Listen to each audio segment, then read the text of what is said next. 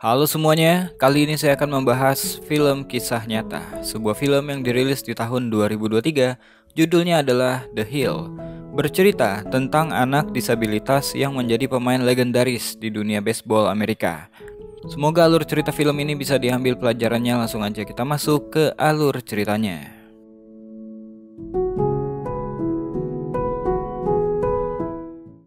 Anak ini bernama Ricky Hill, seorang anak yang mengalami kecacatan fisik.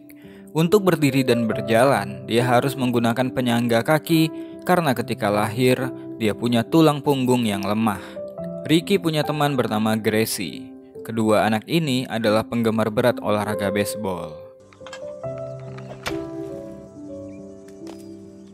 That's a homer. It don't count unless you're batting in the majors. Boy, you're never gonna play one inning in the majors. Never say never. Ricky tinggal bersama keluarganya. Adiknya bernama Connie. Ayahnya adalah seorang pendeta bernama James. Selain itu, Ricky juga punya saudara laki-laki bernama Robert dan ibu bernama Helen. James bisa dibilang adalah pengkhotbah yang hebat. Namun dia merasa terganggu melihat kelakuan jemaatnya yang gak ada etika di rumah Tuhan. James sampai menegur Earl, ayahnya Gracie, yang merokok dan membuang abunya sembarangan. James juga menegur wanita bernama Babbitt yang meludah sembarangan karena penyakitnya. Namun karena hal tersebut, dia jadi mendapatkan perlawanan dari Earl, bahkan dia dihina sebagai pendeta yang miskin. Setelah beribadah, Robert dan Connie membawa Ricky ke kota untuk melihat pertandingan baseball yang ditayangkan di TV sebuah kafe.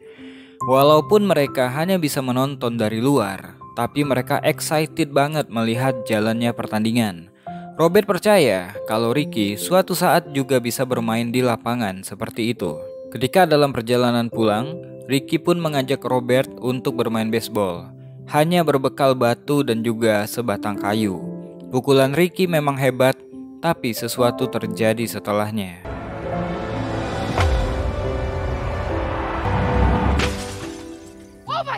Robert pun mengajaknya untuk kabur, tapi Ricky dengan berani ingin bertanggung jawab seperti yang ayahnya ajarkan.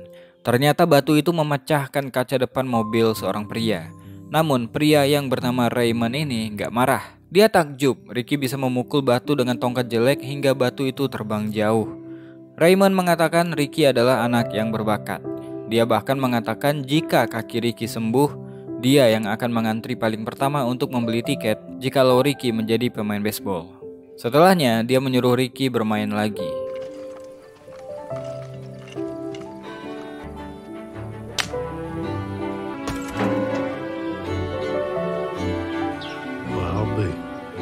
James bisa dibilang adalah pendeta yang miskin. Mereka tinggal di rumah dinas untuk pendeta. Untuk makan malam saja, mereka hanya bisa makan sepotong kue dan sebotol susu yang mereka bagi berenam, termasuk ibu mertuanya yang kesal karena James yang gak bisa memberi makan keluarganya dengan layak. Ibu mertuanya menganggap mata James terlalu sibuk belajar tentang firman Tuhan daripada melihat keluarganya sendiri yang kelaparan. Suasana makan malam pun jadi gak nyaman, apalagi ketika Ricky mendengarkan kalau dia harus menggunakan penyangga baru yang harganya lumayan mahal. Untuk menghibur adiknya, Robert memberikan kartu baseball kepada Ricky. Namun, James gak menyukainya karena fokus mereka untuk mempelajari Bible jadi terpecah. Robert mengatakan pada ayahnya bahwa Ricky suka dengan baseball. Tapi James malah mengatakan kalau Ricky gak akan bisa bermain baseball. Ricky gak bisa berlari. Jika Ricky tetap ingin melakukannya, dia akan diejek oleh anak-anak yang lain, bahkan mendapatkan cedera yang gak bisa dia atasi sendiri. James hanya nggak ingin Ricky kecewa, dan James yakin dengan bakat yang Ricky punya, jika itu dipakai untuk mempelajari firman Tuhan, maka Ricky akan punya sayap untuk terbang. Walaupun James berkata demikian, Ricky tetap menggunakan semangat dalam ayat-ayat Bible untuk meyakinkan dirinya bahwa suatu saat dia bisa menjadi pemain baseball. Di hari Minggu, ketika akan ke gereja, James dan keluarganya diusir oleh Earl dan warga yang lain. James dipecat atau secara kasarnya diusir dari kota kecil ini. Dia disuruh meninggalkan rumah pendetanya dan pindah. Helen pun berkata pada semua warga bahwa James adalah pendeta yang baik. Dia diusir karena ingin mengajarkan kebaikan untuk jemaatnya. Perlakuan ini menandakan mereka semua nggak layak mendapatkan pendeta seperti James Hill. Gracie juga ikut sedih karena temannya harus pergi meninggalkan kota. Keesokan harinya, James dan keluarganya pergi. Ketika itu James melihat Earl baru keluar dari bar dalam keadaan mabuk. James tahu Earl bisa membunuh orang jika dia membawa mobil dalam keadaan mabuk.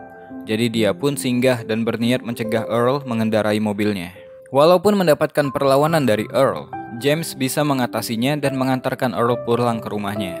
Di sana, James melihat istrinya Earl mendapatkan pukulan dari maksudnya dari Earl. James pun mengatakan dia akan memanggil sheriff untuk datang supaya wanita ini nggak dipukul lagi oleh Earl. Gracie dan Ricky pun berpisah sekali lagi. Perjalanan satu keluarga ini jauh banget karena memang nggak ada tujuannya. Sampai akhirnya di tempat antah berantah, mobil James kehabisan bahan bakar. Di tengah keputusasaannya, dia pun keluar untuk berdoa. Jesus, help me, Jesus. Please give me a sign.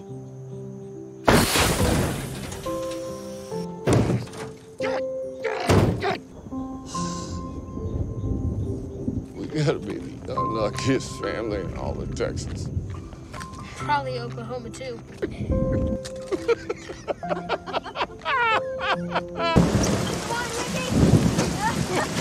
Mereka pun kemudian harus berteduh di mobil sampai akhirnya seorang wanita dengan mobil mewahnya lewat dan menawarkan tumpangan untuk satu keluarga ini. Mereka pun dijamu dengan layak oleh wanita bernama Linda dan suaminya yang bernama Josh.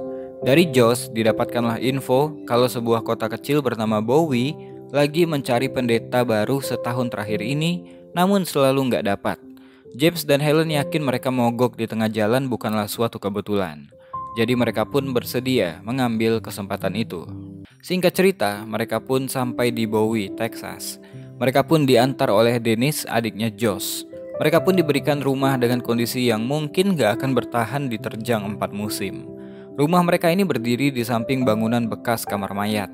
Sedangkan gerejanya lebih parah karena harus dibersihkan, dibenahi sebelum bisa dipakai karena memang udah bertahun-tahun gereja ini nggak beroperasi.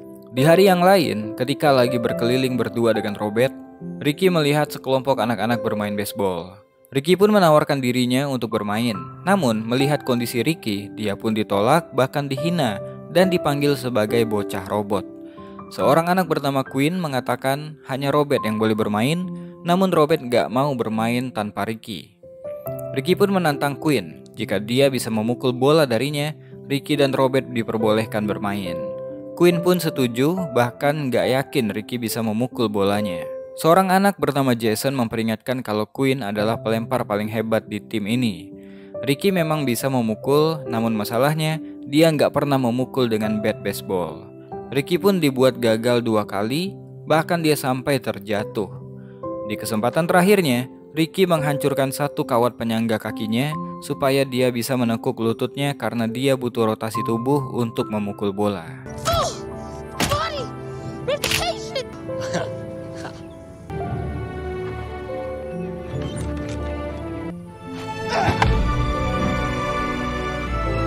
Melihat bolanya dipukul oleh anak disabilitas, Quinn pun kesal.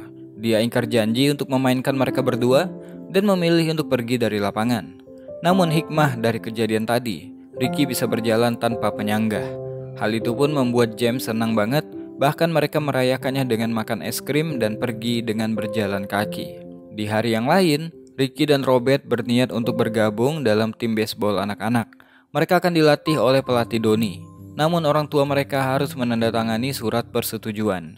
Ketika melihat Ricky, Donnie awalnya skeptis, tapi dia memberikan kesempatan untuk Ricky di sesi latihan besok untuk memperlihatkan apa yang dia bisa. Ketika di rumah, Ricky mencoba mendatangi ayahnya untuk meminta izin.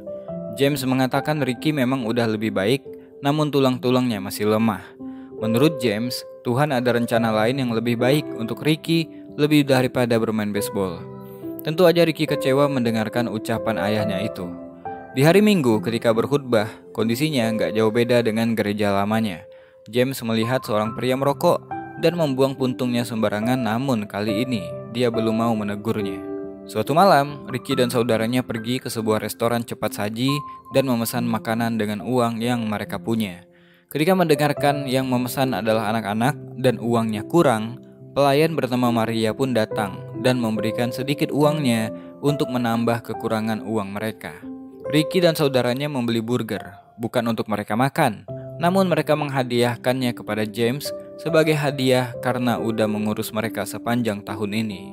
Burger ini mungkin makanan sehari-hari untuk orang di luar sana. Namun keluarganya James ingin memberikan sesuatu yang spesial dan burger ini adalah hal besar yang bisa mereka beli. Mereka pun menolak ketika James ingin membaginya menjadi 6 bagian. Di lain hari, Ricky hanya bisa menonton sesi latihan karena James nggak menandatangani surat izinnya. Namun Jason menyarankan untuk memalsukan tanda tangan ayahnya saja karena pelatih Donnie nggak bakal tahu soal itu. Robert pun mendukungnya dan melakukannya untuk Ricky. Di malam itu, Donnie mendatangi rumah mereka dan ingin bertemu James secara langsung. Namun James mengatakan dia nggak menandatangani surat itu dan meyakini itu adalah pemalsuan. Donnie pun menyuruhnya memaklumi kelakuan anak-anak. Kedatangan Donnie di sana ingin memberitahu kalau Ricky adalah calon pemain berbakat. Udah 13 tahun dia melatih dan dia tahu kalau Ricky adalah anak yang spesial. Salah besar kalau James mengubur impian anaknya sendiri dengan melarangnya bermain. Setelahnya pelatih Donnie pun pergi dari sana. James kemudian memanggil Ricky. Robert pun mengaku kalau itu adalah tanggung jawabnya karena dia ingin Ricky bermain. Ricky mengatakan kalau kebiasaannya memukul batu dengan kayu bukan hanya hobi, tapi dengan melakukan itu, dia merasa dia bukanlah anak yang lumpuh. Semua orang mengakui bakat Ricky kecuali ayahnya sendiri. Ricky pun mengatakan beberapa ayat Bible untuk memperlihatkan bahwa mungkin ini adalah kehendak Tuhan. Tapi James melihat kalau Ricky terlahir sebagai pengkhotbah, bukan pemain baseball. James pun menyuruh Ricky memilih antara panggilan hatinya atau panggilan Tuhan. Sedangkan Robert, dia mendapatkan konsekuensi atas ulahnya. James membawa Robert keluar untuk diberikan hukuman.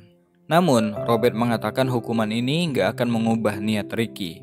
Menurut Robert, bukan Ricky yang tersesat, melainkan ayahnya. Omongan Robert seakan mengubah pikiran James. Dia batal mencambuk Robert dan menyuruhnya masuk ke dalam. James mungkin baru sadar atas kesalahannya. Keesokan harinya, Ricky mendatangi James di gereja. Ricky menjawab pertanyaan ayahnya tentang pilihan antara Tuhan atau baseball. Ricky memilih keduanya. Menurutnya Tuhan udah memberikannya anugerah.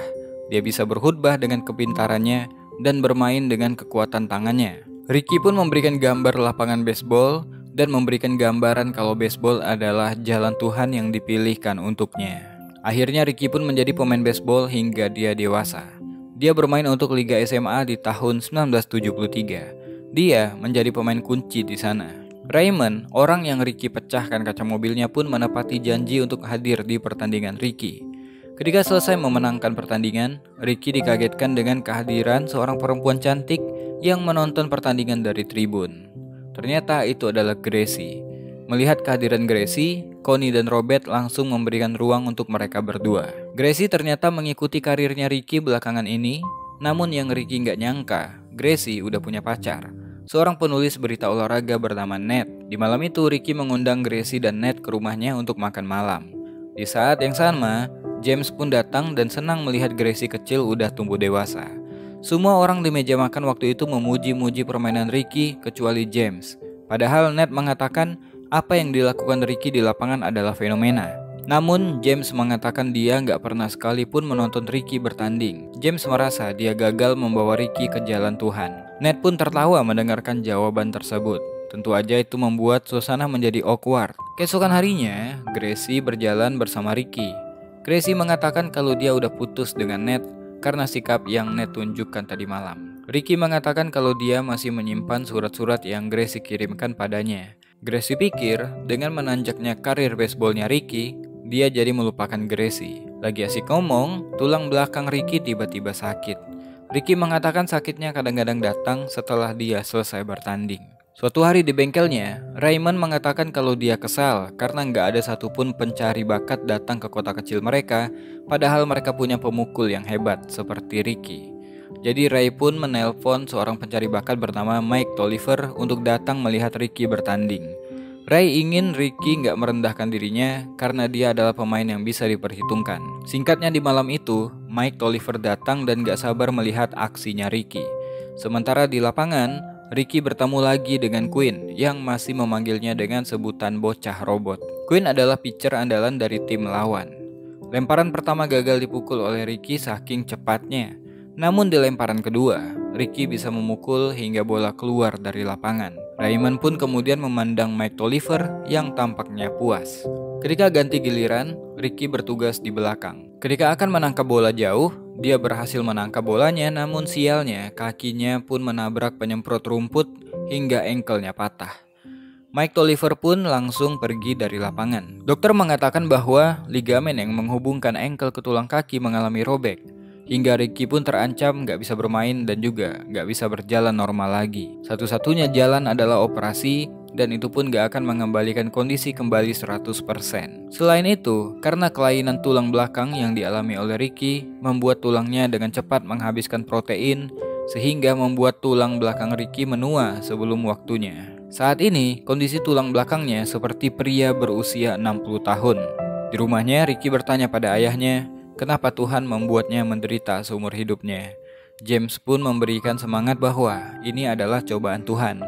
Kejadian ini akan memberikan waktu untuk Ricky, akan dia gunakan untuk apa sisa waktu di kehidupannya.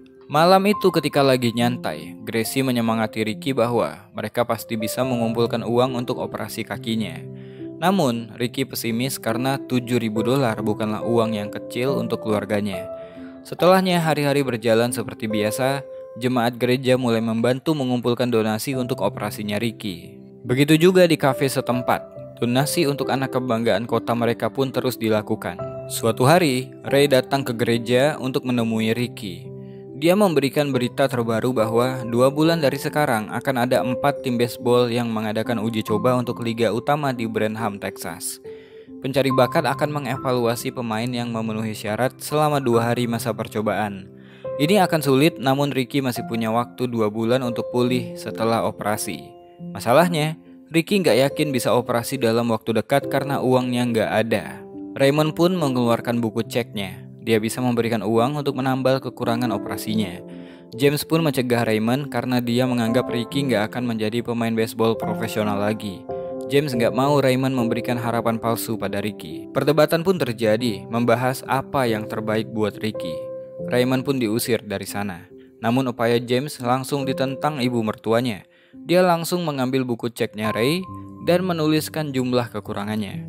Ricky pun kemudian berterima kasih atas bantuannya Raymond. Singkat cerita, Ricky pun selesai menjalani operasi, namun ternyata kerusakan tulangnya lebih parah dari yang dokter kira. Ricky pun dikhawatirkan gak akan pulih untuk mengikuti uji coba dalam 7 minggu ke depan. Suatu hari, Ricky melihat ayahnya tertidur setelah membaca tentang penyakit tulang. Ricky sadar kalau ayahnya peduli dan mengkhawatirkannya. Di masa pemulihannya, Ricky tetap berlatih memukul bola. Pemandangan yang benar-benar memperlihatkan tekad yang kuat dari Ricky bahwa dia pernah melewati kondisi seperti ini dan dia akan melewatinya sekali lagi. Suatu malam, Ricky mengatakan kalau dia khawatir jika Gracie bersamanya, maka Ricky hanya akan menjadi beban karena mungkin dia akan menggunakan kursi roda atau hanya terbaring di tempat tidur selamanya. Namun, Gracie dibesarkan oleh sosok ayah yang menyerah dan kehilangan harapan, sehingga dia tahu apa dampaknya jika mereka menyerah saat ini. Gracie menyuruh Ricky untuk tetap mencobanya karena jika berhenti maka penyesalan akan menggerogoti Ricky dari dalam. Namun, Ricky terlalu takut sehingga Gracie agak kecewa melihat sosok Ricky yang merupakan sang pemimpi kini udah berubah. Ketika Ricky pulang ke rumah, dia menemukan neneknya tengah sekarat dan siap menghadapi kematiannya. Satu pesan terakhir dari ibu mertua untuk James. Dia mengatakan bahwa James adalah orang yang baik, namun dia ingin James menjadi orang yang hebat dengan membiarkan Ricky mengejar mimpinya. James nggak berkata apa-apa selain mengangguk kecil. Sebelum dia pergi, dia menyemangati Ricky untuk tetap mengayunkan pemukulnya. Singkatnya, sang nenek pun meninggal. Prosesi pemakaman pun dilakukan oleh mereka sekeluarga. Kepergian sang nenek mengubah semuanya. Ricky bahkan dengan bodohnya melepas gips kakinya, namun James nggak bisa berkata apa-apa lagi. Ricky mulai kembali latihan seminggu sebelum uji coba. Ray pun mengabari uji coba kali ini akan dipenuhi oleh banyak pencari bakat, salah satunya adalah Red Murph, seorang pencari bakat yang legendaris, sehingga ini adalah kesempatan emas untuk Ricky menunjukkan kemampuan memukulnya. Raymond mengatakan yang harus Ricky lakukan adalah memastikan Red melihatnya memukul bola. Sehari sebelum uji coba, Ricky pun berdoa pada Tuhan di gereja ayahnya. Mendengarkan Ricky berdoa, James pun gak bisa berkata apa-apa. dia terlalu malu untuk memberikan dukungan. Jadi dia mengambil sarung tangannya Ricky dan menuliskan sesuatu di sana. Keesokan harinya, uji coba hari pertama dimulai. Red Murph membuka sesi dengan mengatakan dia nggak ada waktu untuk orang yang iseng-iseng ikut uji coba ini. Yang dia perlukan adalah seorang pemain baseball yang punya tekad keras. Latihan ini bukan sekedar latihan, karena siapa yang lolos berkesempatan bergabung di tim Major League. Siapa yang lolos uji coba di lapangan ini akan menemui Red di hari kedua di lapangan sebelah. Di lapangan itu, Ricky bertemu dengan Jason. Banyak yang bilang Ricky udah selesai dengan baseball karena cederanya. Namun Jason yakin kalau urusan Ricky belum selesai karena baseball adalah hidupnya dari kecil. Singkatnya, Ricky pun menjalani sesi uji cobanya. Untuk urusan memukul, dia pasti bisa mengatasinya. Namun untuk urusan lari adalah PR besarnya. Dia harus meyakinkan 3 pencari bakat yang ada. Di tengah-tengah uji coba banyak banget yang tereliminasi, tentu aja itu membuat Ricky khawatir. Raymond, Robert, dan Gracie yang menonton pun harap-harap cemas dan benar aja. Ricky dipanggil oleh salah satu pelatih dan disuruh keluar. Ricky dinilai bisa memukul tapi dia nggak bisa berlari, sehingga mereka nggak mau menghabiskan waktu mereka dengan pemain seperti Ricky. Namun Ricky bersikeras meminta supaya dia dibiarkan memukul di putaran keduanya. Pelatih pun memberikan Ricky kesempatan. Toh habis ini dia tetap akan menyuruh Ricky pergi. Ricky nggak menyia-nyiakan kesempatan ini. Dia melakukan pukulan sekuat tenaga hingga home run sampai menyeberang ke lapangan sebelah supaya Red bisa melihat kemampuannya.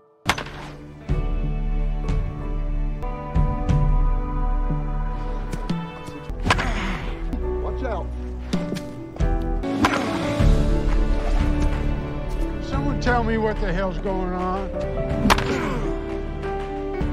Gracious. Well, we stop whoever's bombing us and check the boys back. Do it now before you kill someone. Yes, sir. Setelah 20 lebih bola dia pukul, semua orang terpana melihat aksi Ricky, namun dia tetap nggak dipilih oleh pelatih. Ricky yang kecewa membuang bat dan sarung tangannya, tapi dia teringat akan mimpinya ketika kecil dulu. Mimpinya hanya satu, bermain di Major League. Ricky kembali ke lapangan, mengambil kembali sarung tangan dan pemukulnya, di mana di sana dia melihat satu ayat Bible yang ayahnya tuliskan. Ricky kemudian memberanikan diri mendatangi Red yang ternyata udah mengenali dirinya. Namun kehebatan Ricky dalam memukul tetap nggak ada gunanya jika kakinya cedera permanen. Ricky pun bersikeras bahwa dia adalah pemukul terbaik yang akan Red punya. Red pun memberikannya kesempatan. Besok malam, dia menyuruh Ricky untuk bergabung di sesi uji cobanya dan akan melawan para pitcher terbaik yang Red punya. Red mengatakan itu akan menjadi game profesional yang akan Ricky mainkan dan Ricky akan menjadi pemukul untuk kedua belah tim. Jika Ricky bermain jelek, maka nggak akan ada lagi kesempatan. Keesokan harinya, semua orang bersiap untuk melihat uji coba yang akan Ricky lakukan, kecuali James yang masih sibuk menulis khutbahnya hingga Helen pun marah banget. Helen mengatakan pada suaminya itu, Ricky adalah anak yang spesial. Dari lahir dia dikatakan gak akan bisa berjalan, namun Ricky malah bisa berlari. Orang bilang Ricky gak akan selamat dalam operasinya, tapi dia selamat. Orang lain mengatakan Ricky gak bisa menjadi pemain baseball, dan sekarang dia yang menjadi pemain terbaik. Semua keajaiban udah di depan mata, tapi James malah menutup matanya. Sore harinya Ricky pun berangkat ke stadion. Walaupun ini adalah pertandingan uji coba, tapi banyak banget orang yang hadir karena mereka tahu kalau pertandingan eksibisi akan berjalan seru karena Red dan pelatih lainnya udah mengumpulkan para pemain terbaik dalam satu lapangan. Para penonton akan menjadi saksi lahirnya atlet baseball berbakat untuk tim Texas di Major League. Jason pun kaget ketika Red membuat Ricky menjadi pemukul untuk kedua belah tim karena itu adalah pekerjaan yang berat. Ketika Ricky memasuki lapangan untuk menjadi pemukul tim biru, komentator pun bercerita tentang latar belakang Ricky yang sedari kecil mengalami degeneratif tulang belakang. Red pun menyuruh pitcher yang bernama Jake untuk serius karena Ricky menyebut dirinya sebagai pemukul. Momen ini adalah momen pembuktian. Namun, 2 bola Jake terlalu cepat untuk Ricky pukul. Untungnya bola ketiga berhasil dia pukul dan cukup membuat Ricky berlari ke base 1. Sementara itu James mengisi khutbah di gerejanya. Dia tahu banyak jemaatnya nggak datang karena ingin menonton Ricky bertanding. James pun menceritakan kalau sejak awal Ricky berkarir, Gak pernah sekalipun James menonton pertandingannya. James mengakui kalau dirinya menjadi ayah yang egois dan juga kejam. James menyadari kalau dia memaksakan Ricky untuk menjadi seperti dirinya dan mengatakan itu adalah rencana Tuhan, padahal dalam hati kecilnya dia sadar kalau itu adalah rencananya sendiri. James mengatakan dialah yang selama ini cacat karena gak bisa melihat karunia Tuhan yang ada di depan matanya. James seketika merasa bodoh dan malu. Kembali ke lapangan, kali ini Ricky memukul untuk tim merah. Red menyuruh pitchernya mengakhiri Ricky, bahkan Red berdiri di belakang pitchernya. And the pitch. Lay straight up the middle. Red had to get out of the way. Another. Berkali-kali Ricky menjadi pemukul untuk kedua belah tim. Dia selalu memukul dengan keras tanpa gagal satu kali pun, sampai 10 kali pukulan. Ketika akan menghadapi pukulan ke-11, Red memasukkan pitcher dari Liga Nasional bernama Jimmy Hammer. Raymond bahkan menganggap kalau ini adalah upaya Red menghancurkan Ricky. Namun di satu sisi, artinya Red mulai memberikan Ricky respect dengan memberikannya lawan dari Liga Nasional. Lemparan Jimmy keras banget hingga Ricky kesulitan untuk bereaksi. Pukulan kedua pun gagal dipukul. Dan pukulan berikutnya, Jimmy melakukan pelanggaran dengan melempar bolanya ke tulang rusuknya Ricky. Secara aturan, Ricky bisa aja pergi ke B1 dengan bebas, tapi dia nggak melakukannya. I don't have to take my base. You're 10 for 10. You got nothing left to prove.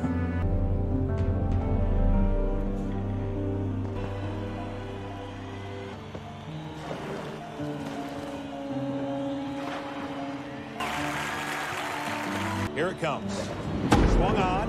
Hill. This ball is far and it is gone. Better.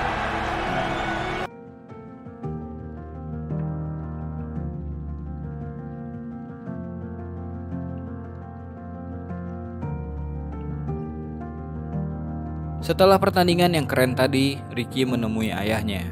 Hubungan mereka pun kembali hangat dengan James yang mendukung Ricky menggapai mimpinya. Film pun selesai. Ricky Hill dikontrak oleh tim Montreal tanggal 1 Juni 1975. Dia pun akhirnya menikah di lapangan baseball dengan James Hill yang memimpin upacaranya. Ricky bermain di Liga Mayor hanya untuk 4 tahun karena kondisi dari penyakit tulang belakangnya.